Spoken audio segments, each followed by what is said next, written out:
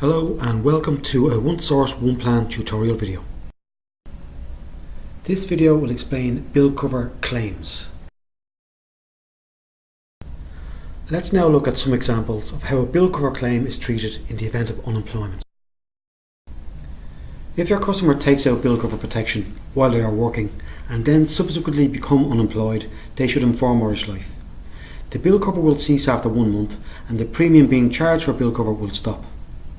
If your customer returns to work within 6 months, you should inform Irish Life, who will restart the bill cover without any need for underwriting evidence. If your customer is working and makes a bill cover claim, there is a deferred period before which the claim will be paid: 8, 13, 26 or 52 weeks. If, for example, your customer becomes unemployed during this deferred period, the claim will still be processed because the client was employed at the time the claim was made. In the third example, your customer is working and makes a bill cover claim as they have become unable to work due to illness or injury.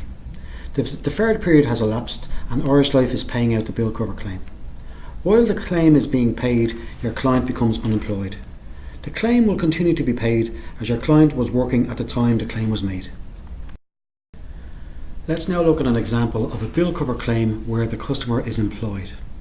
In this example, the client has opted for the 2 years claims payment period.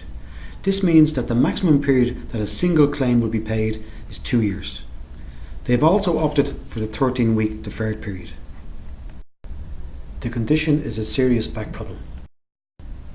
In the first example, the claim is being paid for the full 2 years.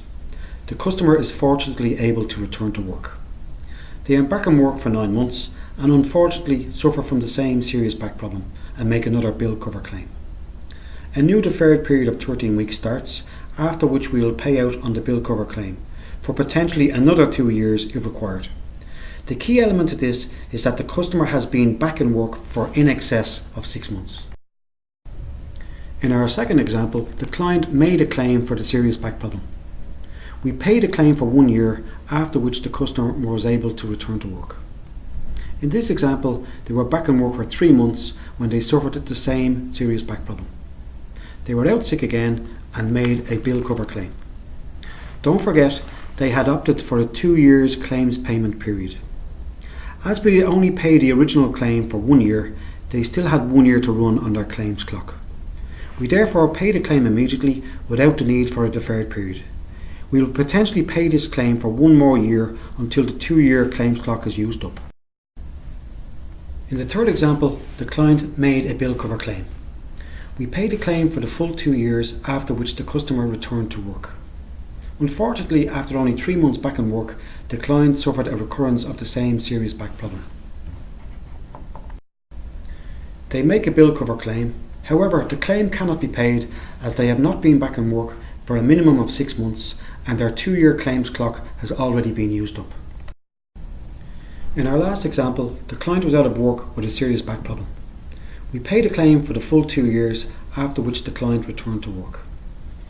After only 3 months back in work, the client unfortunately suffered a heart attack and was unable to work.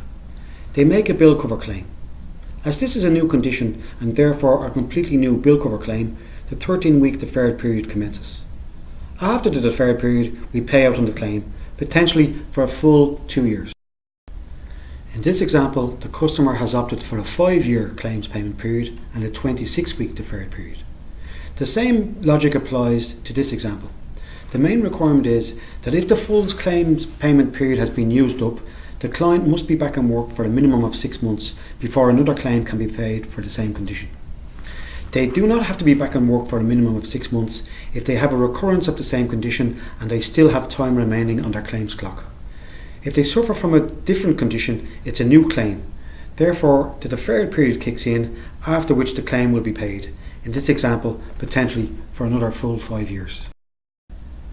For specified illness and bill cover claims, clients must be resident in these countries in order for the claim to be considered. And specifically for bill cover, as bill cover is designed to help pay your mortgage or rent on your primary residence in Ireland, we will only pay a claim for a maximum of 13 weeks if the person is living outside Ireland. Irish Life may insist that a person must return to Ireland to live in order for the claim to continue. Otherwise, the claim can be ceased. And for both specified illness and bill cover claims, Irish Life can refuse to accept medical evidence from outside Ireland and the UK, and can insist on translations into English at the customer's expense. If living outside of these countries, Irish Life must be notified and no claim will be considered. Standard exclusions relate to bill cover in relation to hobbies and pastimes. I'll just have a look at this screen just to give you a summary. It'll be all in the brochure and the terms and conditions. Thanks for listening to this One Source, One Plan tutorial video. As always, please keep logged onto Salesforce to keep an eye on new videos as they're being added constantly. Thank you.